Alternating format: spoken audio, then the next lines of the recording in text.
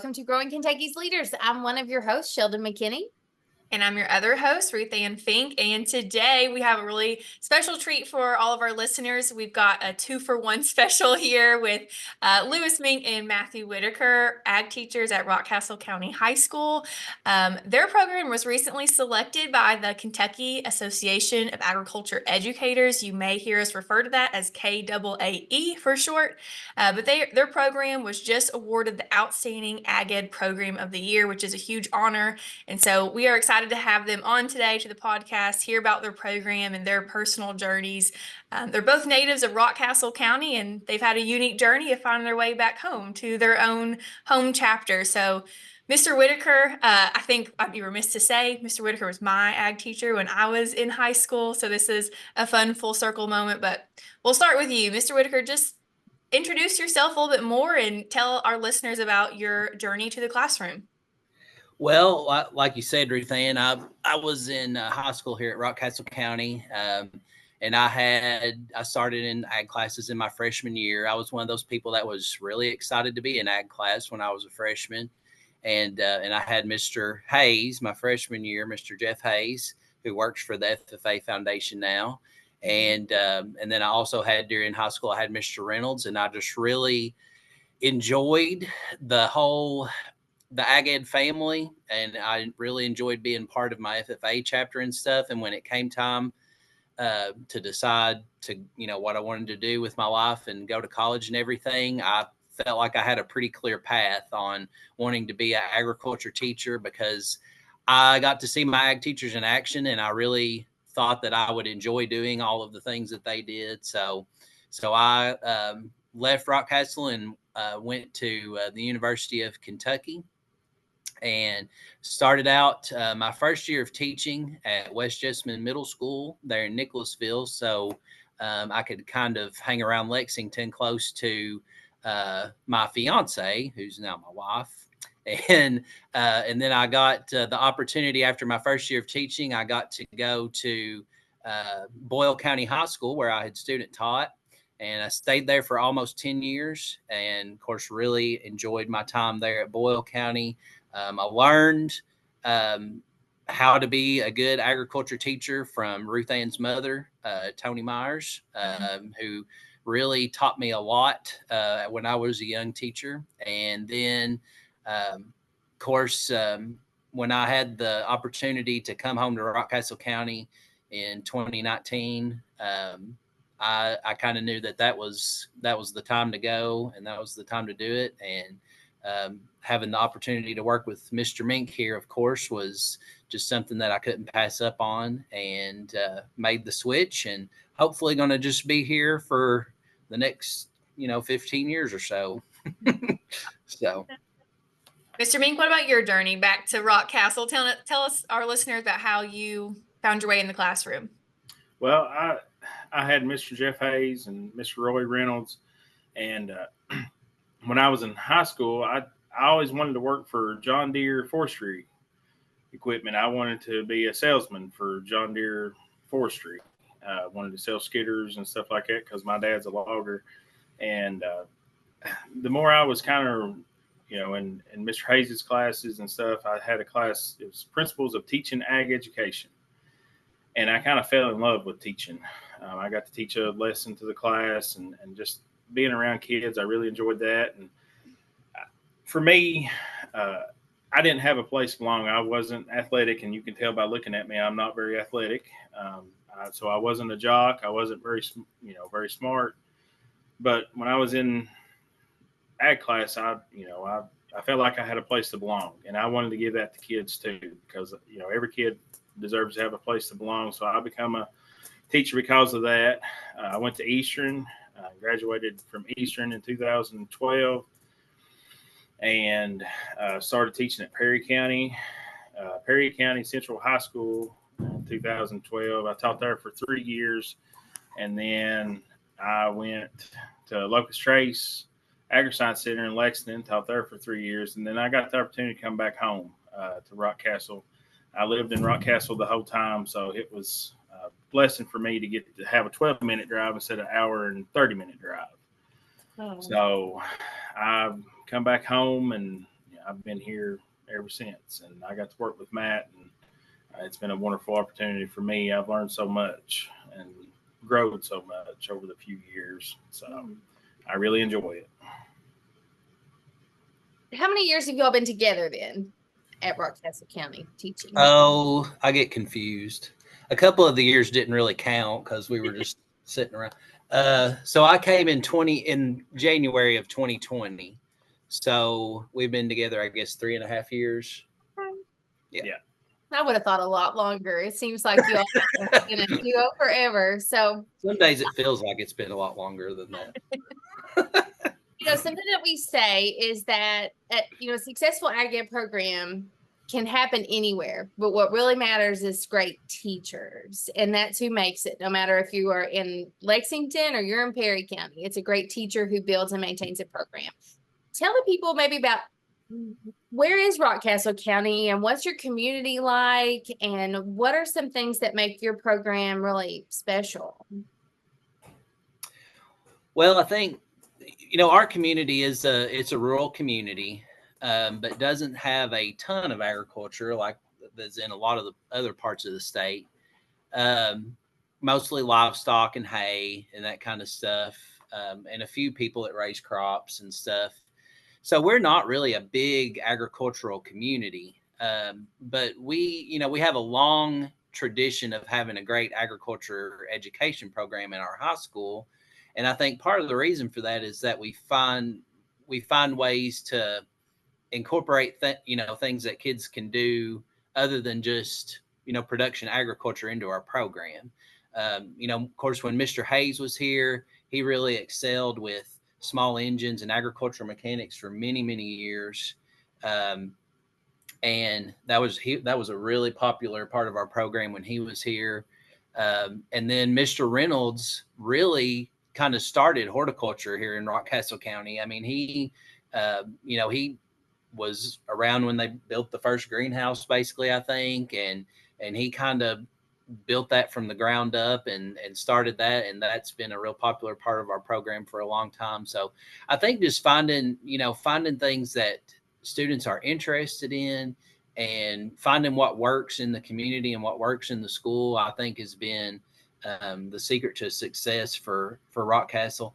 And just, I think just having teachers that care about students and that want to put in the work to have a good quality program, and not just kind of coast along and just do just the fun stuff. I know, when I was in high school, I think one of the biggest things that appealed to me was competition, because I'm a real competitive person, and Mr. Hayes, Mr. Reynolds, both really competitive people also. And I think really early on, that was what really motivated me, I think, a lot. Yeah. So I would agree with that. I think that was one of the big things, getting to compete in something was what I really enjoyed. I mean, I'm a competitive person, but like I've said earlier, I was not athletic. So it was a way for me to get to compete and stuff.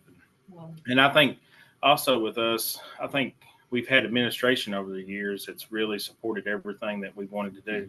Our current principal, Mr. J.D. Bussell, he always backs us on everything we want to do. And our superintendent, Dr. Carrie Ballinger, has been a real big support piece for us too. So, sure. How many students go to Rockcastle County High School, and maybe how many are in your program? It's about 850 in the high school, and probably 230 or so in our program. I think we had 238 FFA members last year. So about a fourth of the school is kind of what we get. It's incredible. Another thing I think about special things throughout Rockcastle County is your all's relationship and just a positive co-teacher relationship. And when people are looking at programs or where they would like to teach at, one of the most important things is having a good working relationship with your coworkers. Maybe what's the secret sauce that you all have?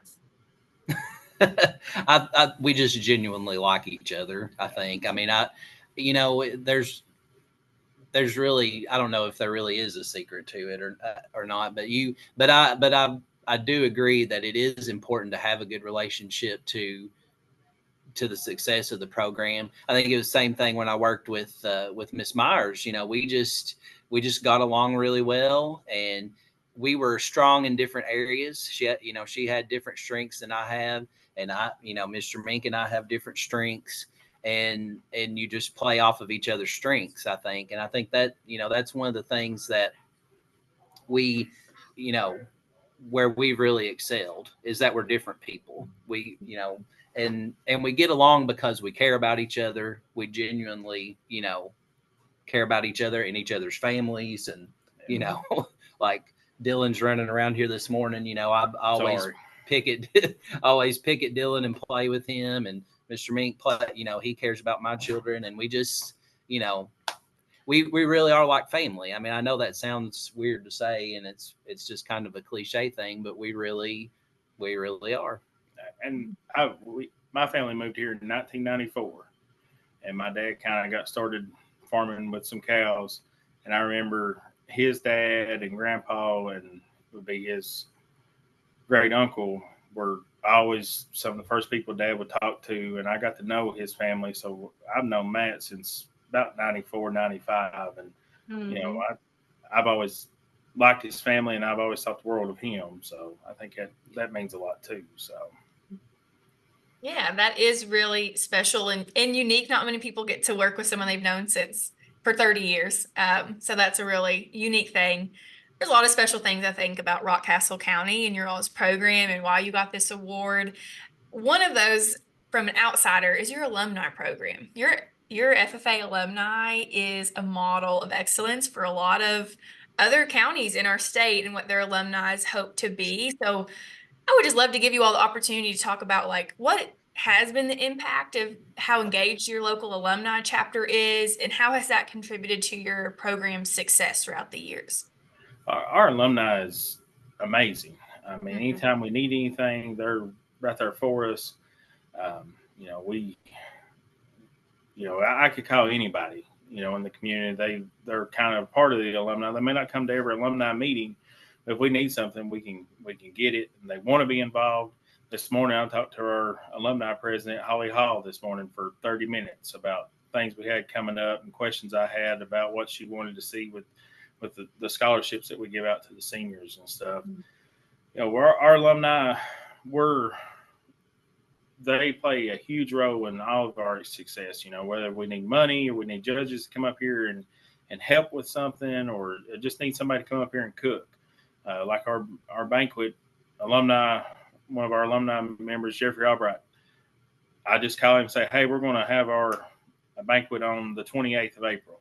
All right, I'll be there. And he'll be right here, and he'll have everything ready, and he'll cook. I don't have to do nothing. I mean, and I think that's important, is finding people that want to be involved and want to help, and using them. Don't be afraid to call them, because they want to help you in some ways. And I think that's something that everybody needs to understand. And I'm bad about it, because I don't like to ask for help. I've always just kind of learned to do stuff on my own. But the more I've been here, the more I'm willing to call and say, hey, we're needing some judges to come up here and help with our ag sales team. Will you be willing to come? Oh, yeah, we'll be right there. You just tell us the time, and they'll be here 15 minutes early, and guarantee that they'll stay 30 minutes after and just sit and talk. Yeah. And just getting people involved is important. I think that's the best way that you can get a good alumni going and stuff. So. Why do you all think people are so eager to be involved? I think that's a hard thing for a lot of counties, but it's not in Rockcastle. People are jumping at the bit to be involved in the alumni. So what's so special about that? Why are they so excited? I think one of the things, and Lewis kind of touched on this with his answer, is that our alumni does support us financially, but I don't think that's really the main focus of our alumni. I think, to me, like, people's time is a lot more valuable than money. And I think people really, in our community, we just have that culture of asking people to help us with stuff, and people just get used to that. And so they're willing to give their time to help us with speeches, help serve food at the banquet, that kind of thing. And we don't, so our alumni is not just a booster club. It's it's not just a fundraising tool for us. The people in the alumni really are invested in helping our students. And like Lewis mentioned Holly's just only graduated 4 years ago, so she's pretty young, and she is invested in our program. Like she really cares a lot about the success of our students. And so she, I think, feels a responsibility, like a lot of our other alumni people, they feel a responsibility to actually be here and support those students because they, because they want to invest that time and they want to make sure that the program stays on the same level that it has for, many years. And I think if there's young teachers listening or people that don't really realize about the alumni, I think, our alumni is not huge. I mean, we really have probably about 6 or 7 people that are really super active in it. But you don't have to have a huge alumni of, 30 or 40 people that come to every meeting in order for it to be successful. Sometimes we'll have an alumni meeting and there'll only be 3 or 4 people there. But those 3 or 4 people can kind of reach out to others and, and get the word out about what we're doing. And when we really need people, when we need several people, then they'll get them here, So I think some people maybe sometimes get discouraged because their alumni is not very big and it's only consists of a few people, but a few people can get a lot of good things done. Yeah. I'd rather have a few that work than 500 that don't do anything. And we're very fortunate. I mean, not everybody's going to come to our meetings, but I guarantee, like one of our friends, he's not going to come to every meeting, but he's part of the alumni, and he's going to do anything we ask him. I mean, he'd come up here and fist fight people for us. I mean, that's just how they are. So. Yeah. When we talk about work-life balance, I spoke to a group of younger teachers earlier the year, and they all felt stressed about their workload. But then they shared, well, I'm cooking all the food for the FFA banquet. And I was like, whoa, like you don't have to do that. There are people who will help you. And being able to call and find those people that you can trust, it does build your program, and it keeps you all in the classroom doing what you're great at, without a lot of other tasks, and it helps people feel valued too. So that's awesome. You all are I hope you know this about yourself, but you all are really known as great collaborators and community builders in the Ag Ed community. And I know so many younger teachers reach out to you all for help. You all also do a lot of creative things like your national convention trip where you include other chapters. Maybe you can tell us more about that. And then just where does that come from? Why do you all choose to collaborate with other chapters so much, and how does it help your students? Well, I think collaboration's so important. And, when I first started teaching, Mr. Hayes, I taught a lot of the same class he did. And, he was willing to give me the stuff. So I've always thought that's important, is to help each other. I think we're a big family. That's what I think of ag education. I think it's just a big family and everybody gets along real well. And I think that's something that, I think it's important for the profession, especially young teachers, because they don't know what's going on. They may not understand something. So I think it's important, like, you should reach out to people in your region or people that that's just starting and be willing to help. And even, I've been teaching for 13 years now, and there's stuff that I don't know. I'll call somebody and ask them, hey, how should I do X, Y, Z? And I think that's important, is collaborating and working together and helping each other. So. Mm-hmm. Yeah. And I think you, as a teacher, really in any profession, you have to realize what your weak areas are and areas where you need to step back and let somebody else come in and take over. And, and we also are around our students so much. So like for example, one of the things we do is we may do like a parley practice with another chapter, or we may have another ag teacher come in and help with interviewing for a state officer candidate. And I think one of the things that's so valuable about that is that, when we work with those students every single day, you kind of reach a point where you're not really giving them any further knowledge. And if you expose those students to other teachers, other ag teachers, it really helps them see a different perspective and helps them improve a lot at whatever it is they're doing. And I don't think there's any other field in education where we collaborate with other programs as much as we do in ag ed. There's no way that there's another program where, you know, we're actively working with other teachers, and our students know teachers at other schools. Like they, you know, our students could probably name 20 other ag teachers in the state, and I just don't think that's going to be happening in any other area. And to me, that's one of the things that just sets agriculture education apart, because I really do honestly feel like there are a lot of agriculture teachers in this state who feel like it's their responsibility to help all students, not just their own students. And I think that's pretty unique and special. It is true. And it all goes back to exposure. I mean, I was a student of yours, Mr. Whitaker, and I remember being so scared and nervous to go to another chapter, and you know, it just, you're vulnerable. You're practicing something that you might be a competitor against these people. But we all came out better in the end, and it helped me meet a lot of new people and made friendships, and it is important. So I'm glad that you all still do that. We mentioned this at the beginning of the podcast, but how you all, your journeys to the classroom, you both have taught in other programs and then got to come home. We've been talking about. So what's it been like getting to come home to your hometown and teach these students? We just want to hear about what's that been like. Well, for me, you know, even though I was in Boyle County for 10 years,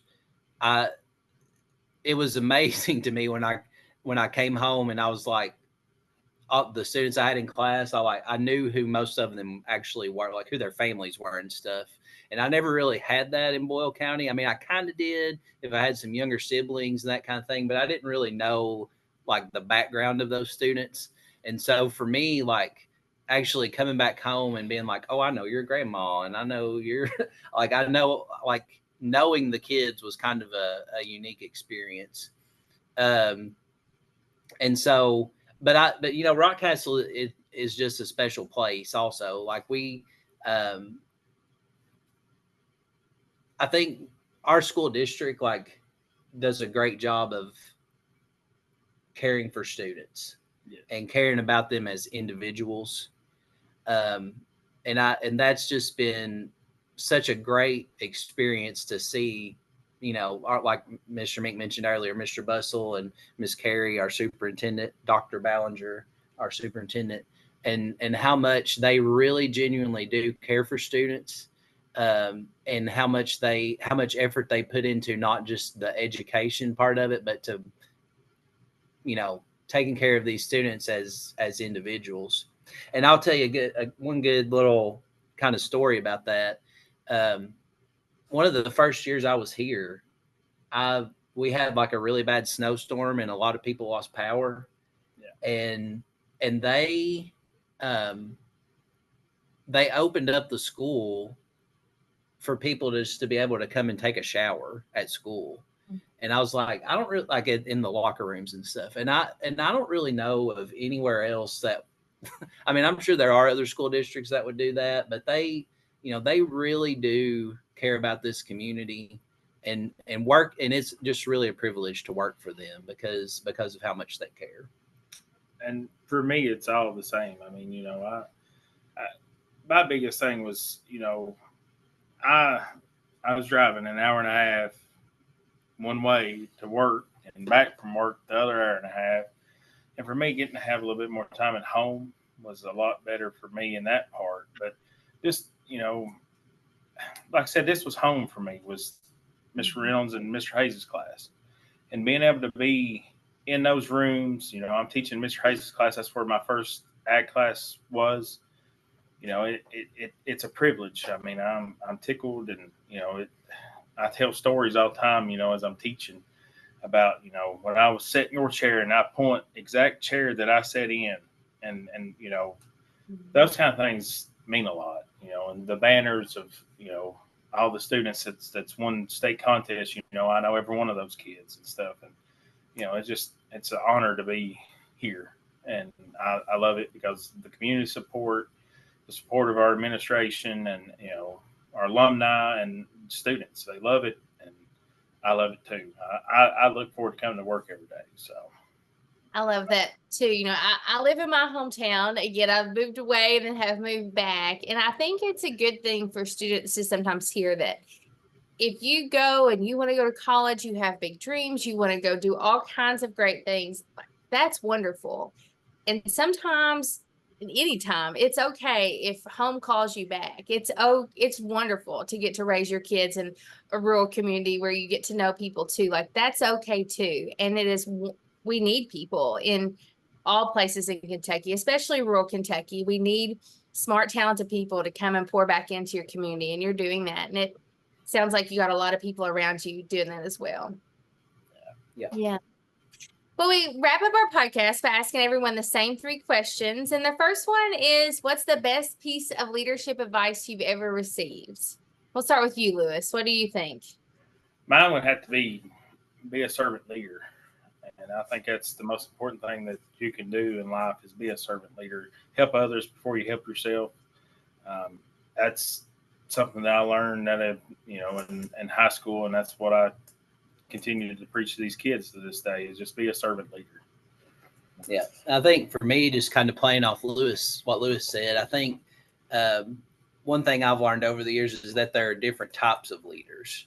I think when I was in high school, we would learn leadership skills, and it seemed like it was always putting a lot of emphasis on being the person up front and being the person that everybody looked to. But, I think some of the people that are the biggest leaders that I've known over the years in my professional career are people that are kind of in the background and not necessarily in the spotlight all the time.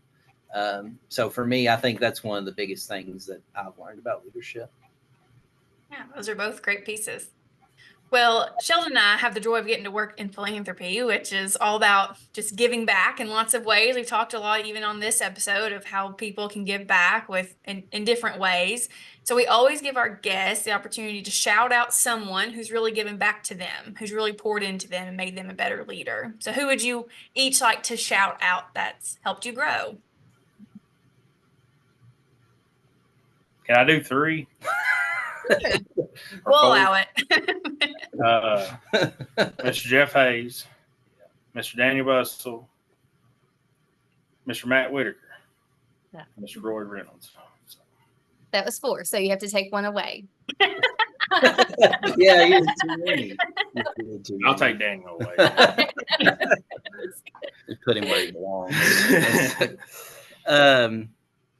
Man, I think probably, as honest to goodness, I think probably as far as like on my teaching career, I think probably Mr. Hayes and Mr. Reynolds are the 2 people that really got me wanting to be an ag teacher. And then I think the person that probably kept me being an ag teacher and made it to where I've gotten as far as I have is Tony Myers. I mean, I have changed a lot because of my experience with her over the years, and it made me a better teacher, and I think she also made me a better person. She just had such a big impact on my life. So that's who I would say. That is very special. Tony has been a guest on our podcast. I get to work with Tony's daughter every day, and I know what a wonderful person she is. She gets shouted out truly a lot on this podcast. Yeah. Her difference is immeasurable. Okay, our last question is, this could be silly, it could be serious, whatever is on your mind, but what is something that you're loving right now that's helping you grow? Be a habit or a thing or an activity, book, anything that's helping you grow. I think one thing that I've started doing in the last like 5 or 6 years is journaling. I don't really write a whole lot, but I have just like a journal that I bought on Amazon to write just like a few lines every day.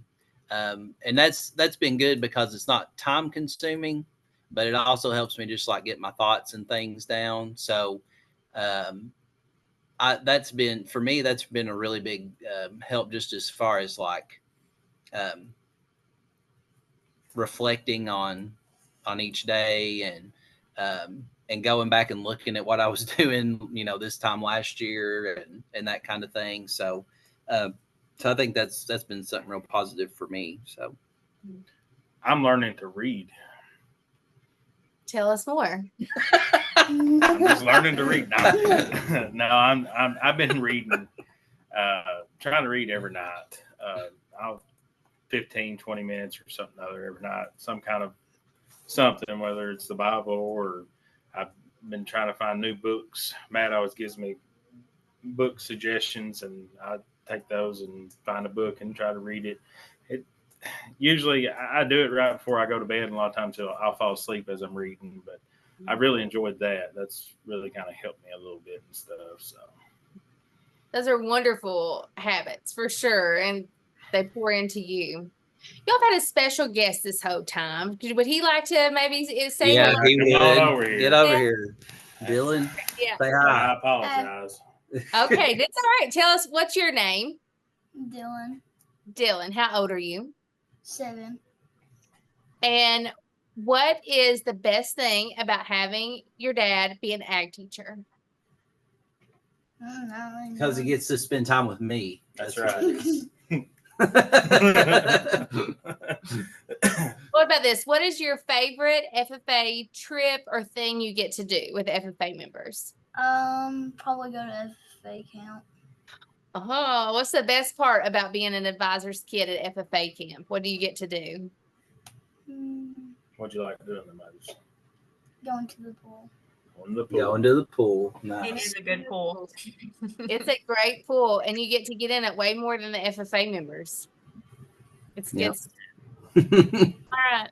Well, guys, thank you all so much for your time today. Yep. You do Thank you all. awesome stuff all the time, and I think that your words will a lot of students will listen to them, and hopefully our supporters, and you all are doing great work always, and we're happy to champion you from the FFA Foundation always.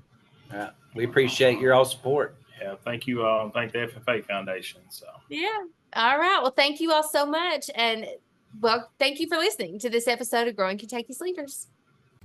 Growing Kentucky's Leaders is a podcast brought to you by the Kentucky FFA Foundation. Our music is performed by Bourbon County FFA member Joe Fritch. Artwork is by Julie Fritch Creative. Your hosts are Sheldon McKinney and Ruth Ann Fink, and you can find us on all social platforms at Kentucky FFA.